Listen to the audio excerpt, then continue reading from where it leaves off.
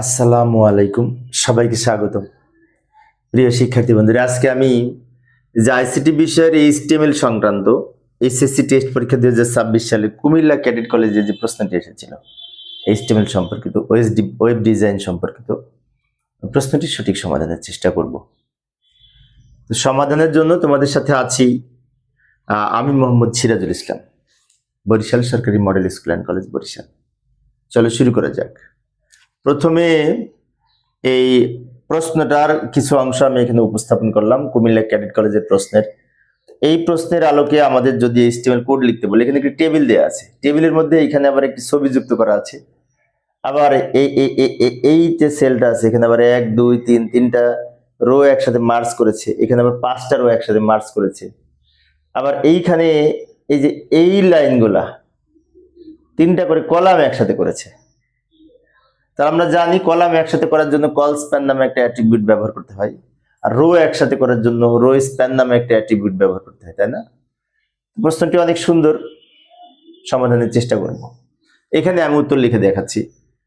তো শুরুতে আমরা ডক টাইপ এইচটিএমএল লিখবো। ডক টাইপ এইচটিএমএল দ্বারা ডকুমেন্ট টাইপ এইচটিএমএল বোঝায় এবং এটি দ্বারা HTML5 ভার্সন নির্দেশ করে। এরপরে এই এইচটিএমএল এর ওপেনিং ট্যাগ লিখবো, বডির ওপেনিং ট্যাগ লিখবো, কারণ বডির মধ্যে তো টেবিলটা তৈরি করব। বডির ওপেনিং ট্যাগ লেখার পরে টেবিল তৈরি করার জন্য টেবিল ট্যাগ ব্যবহার করব। আর আমরা টেবিলের সাথে দুইটা অ্যাট্রিবিউট ব্যবহার করেছি। টেবিল হচ্ছে ট্যাগ, আর বর্ডার আর সেল স্পেসিং এই দুটো হচ্ছে অ্যাট্রিবিউট। বর্ডার সমান 1 লিখেছি দাগগুলি দেওয়ার জন্য, বর্ডার সমান 1 না লিখলে দাগগুলি হবে না। আর সেল স্পেসিং 0 করে দিয়েছি দাগগুলি এরকম সলিড আকারে দেওয়ার জন্য। আমরা যদি সেল স্পেসিং 0 এই কথাটা না লিখি তাহলে টেবিল হবে, কিন্তু দাগগুলো ডাবল ডাবল মনে হবে, দুই সেলের মাঝখানে স্পেস থেকে যায় বাই ডিফল্ট। সেজন্য আমরা এরকম দাগগুলো সলিড আকারে দেওয়ার জন্য অবশ্যই সেল স্পেসিং 0 করে দিতে হবে।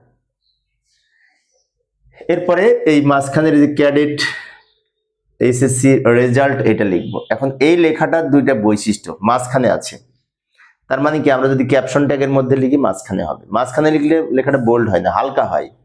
ক্যাপশন ট্যাগের বাই ডিফল্ট আউটপুট লেখা হালকা হবে, বোল্ড হবে না, কিন্তু লেখাটা তো বোল্ড। তো বোল্ড করার জন্য ক্যাপশনের মধ্যে আবার বি ট্যাগ ব্যবহার করবো, তবে স্ট্রং ট্যাগ ব্যবহার করবো।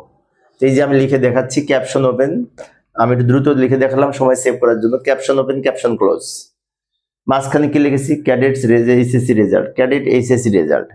কিন্তু এই লেখাটা বোল্ড আকারে দেয়া, তো লেখাকে বোল্ড করার জন্য দুই দিকে স্ট্রং অথবা বি ট্যাগ ব্যবহার করতে হবে। স্ট্রং ট্যাগ ব্যবহার করলেও হবে, বি ট্যাগ ব্যবহার করলেও হবে।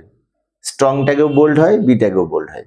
এখন অনেক শিক্ষার্থীর মনে হতে পারে আমরা যদি বি না লিখি, বি না লিখলে লেখা হবে কিন্তু লেখাটা এইরকম হবে না, এখানে যেরকম দেয়া আছে ডিপ, গাঢ় করতে হলে আমাদের বোল্ড করতে হবে। আচ্ছা, তো এই পর্যন্ত লেখা হলো। এবার এইটা লেখার জন্য টি আর ওপেন করব, টি আর ট্যাগ ব্যবহার করব, টি আর ওপেন। এইবার নেমের দুই পাশে লিখবো টিডি না টিএইচ, কি লিখবো? প্রথমে টিএইচ লিখবো। প্রথম লেখাটা হেডিং আকারে প্রদর্শিত আছে, লক্ষ্য করি এই লেখার মধ্যে কিন্তু একটু পার্থক্য আছে। এই লেখাটা কিন্তু ডিপ আছে এবং মাঝখানে আছে, আর এগুলো বাম দিকে আছে এবং হালকা লেখা। তো বাম দিকে হালকা লেখা লেখার জন্য টিডি ট্যাগ ব্যবহার করতে হয়, টেবিল এইটা টিডি এর পূর্ণরূপ। আর এরকম ডিপ করার জন্য মাঝখানে লেখার জন্য হেডিং আকারে লেখার জন্য টিএইচ ট্যাগ ব্যবহার করতে হয়, টেবিল হেডিং টিএইচ এর পূর্ণরূপ। তো যাই হোক, আমরা এখন নেমের দুই পাশে লিখবো টিএইচ, এই যে টিএইচ ওপেন টিএইচ ক্লোজ, মাঝখানে নেম লিখলাম, পরে নেমটা এরকম ডিপ হবে এবং মাঝখানে থাকবে। আবার রিভার লিস্টের দুই পাশে লিখবো টিএইচ, এই যে টিএইচ ওপেন টিএইচ ক্লোজ, মাঝখানে রিভার লিস্ট। কিন্তু এইখানে একটা কথা আছে, এই যে রিভার লিস্ট যে সেলটা আছে, এই সেলটা কিন্তু 1 2 3 এই তিনটা সেল একসাথে করে মার্জ করে এই প্রত্যেকটা হয়েছে। প্রত্যেকটা যখন আমরা লিখবো, প্রত্যেকবার আমরা এই যেমন রিভার, তিতাস, গোমতী, মেঘনা প্রত্যেকটা যখন লিখবো তখন কল স্প্যান সমান 3 লিখবো। কারণ কি? কারণ এখানে প্রত্যেকটায় 3টা কলাম একসাথে মার্জ করেছে, আর কলাম মার্জ করার জন্য কল স্প্যান অ্যাট্রিবিউট ব্যবহার করতে হয়। যেহেতু 3টা কলাম মার্জ করেছে, তো কল স্প্যান সমান 3 লিখেছি। আচ্ছা, আমাদের এইটাও হচ্ছে। এখন এইটার সাথে এইটা হবে, ভালো করে লক্ষ্য করি। এই টেবিলটা তৈরি করার সময় আমরা তো জানি 1 2 3 4 5 বার টি আর লিখতে হবে, 5টা রো আছে, তাই 5 বার টি আর ট্যাগ ব্যবহার করব। প্রথম টি আর এর মধ্যে 1 2 3টা সেল হবে। এইটা লিখেছি, এইটা লিখেছি। এখন ছবিটা যুক্ত করার জন্য টিডির মধ্যে ছবি যুক্ত করতে পারি। টিডি অ্যালাইন সমান সেন্টার দিতে পারি, মাঝখানে আছে টিডি রস প্যান সমান 5, অ্যালাইন সমান সেন্টার দিলাম। কেন দিলাম একটু ব্যাখ্যা দিচ্ছি। টিডি হচ্ছে খোপ তৈরির জন্য, ঘর তৈরির জন্য, এবং রস প্যান সমান 5 লিখলাম কারণ এই যে সেলটা আছে এটা কিন্তু 1 2 3 4 5টা রো একটা করেছে, 5টা রো মিলে এক হয়েছে, রো মার্চ করেছে উপর থেকে নিচের দিকে। উপর দিকে থেকে নিচের দিকে রো মার্চ করার জন্য আমরা রো স্প্যান অ্যাট্রিবিউট ব্যবহার করব। সেজন্য রো স্প্যান সমান 5 লিখেছি। লেখাটা মাঝখানে লেখা নেওয়ার জন্য অ্যালাইন সমান সেন্টার লিখেছি। এই হচ্ছে অবস্থা। এইবার ছবি যুক্ত করার জন্য আইএমজি এসআরসি সমান ফটো ডট জেপিজি লিখবো। এই যে লক্ষ্য করি, আমি আবার বলছি টিআর ওপেন টিআর ক্লোজ, এর মধ্যে 3টা সেল হবে। এই যে 1 2 3, শেষেরটার মধ্যে ছবি যুক্ত হবে। টিডি ওপেন টিডি ক্লোজ, ছবি যুক্ত করার জন্য আইএমজি ট্যাগ।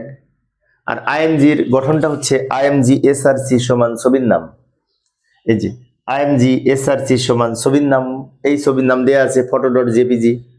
আর অল্টা অ্যাট্রিবিউটের ভ্যালু হিসাবে ফটো ডট জেপিজি না লিখলে এই লেখাটা এখানে প্রদর্শন করবে না। সেজন্য অল্টা অ্যাট্রিবিউটের ভ্যালু হিসেবে আমরা এখানে যেটা লেখা আছে ওটা আরেকবার লিখব। আচ্ছা, তো এখন আমাদের কোন পর্যন্ত হয়েছে? এইখান থেকে যে এই পর্যন্ত হয়ে গেছে, বাকি আছে এখন এইটুকু। তো লেখার জন্য নিচে তো জায়গা নাই, পরের পেজে যাই। এই যে আমি আবার টিআর ওপেন করলাম। এখন এই টিআর এর মধ্যে কোনটা হবে? এই টিআর এর মধ্যে হবে এইটা আর এইটা। এখন অনেকের মনে হতে পারে এইটা এইটার সাথে তো এইটাও আছে, না ওটা হয়ে গেছে। একবার ট্যাগ ব্যবহার করতে হবে কোনো অংশের জন্য HTML এ। তো এইটার জন্য তো আমি কিছুক্ষণ আগে ছবি যুক্ত করলাম, ওইটা আর হবে না, এখন হবে এইটা আর এইটা। তো টিআর ওপেন করলাম, রিভারের দুই পাশে টিডি, কিন্তু এই টিডি কে 1 2 3টা রো মার্চ করেছে না, তা লিখবো রস প্যান সমান 3।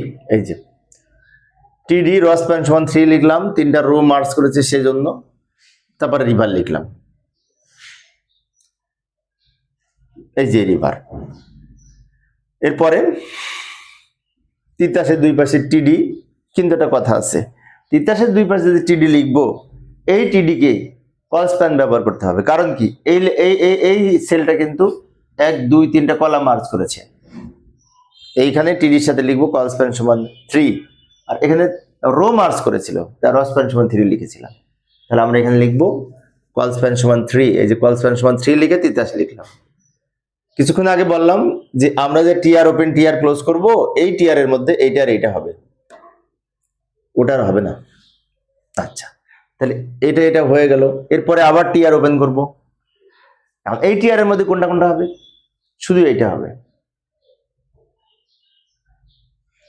কারণ এইটার পরে আমাদের এইটা করতে হবে, তারপরে এটা করতে হবে, শেষের দিকে এইটা ধারাবাহিকভাবে করতে করতে আসতে হবে।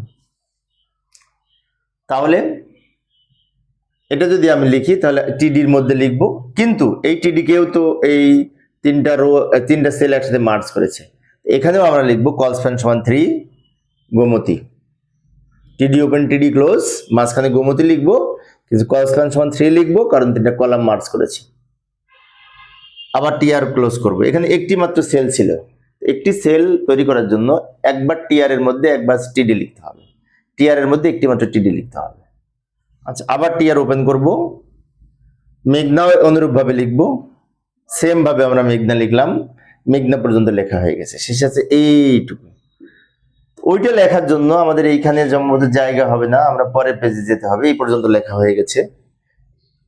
এখন এইটা সহজ, টিআর ওপেন টিআর ক্লোজ করে এটা দুই পাশে টিডি, এটা দুই পাশে টিডি, প্রত্যেকটা দুই পাশে টিডি লিখবো জাস্ট। এখানে কোনো কল স্প্যান রস স্প্যান কোনো কিছু ব্যবহার হবে না, কারণ এরকম ঝামেলা নাই।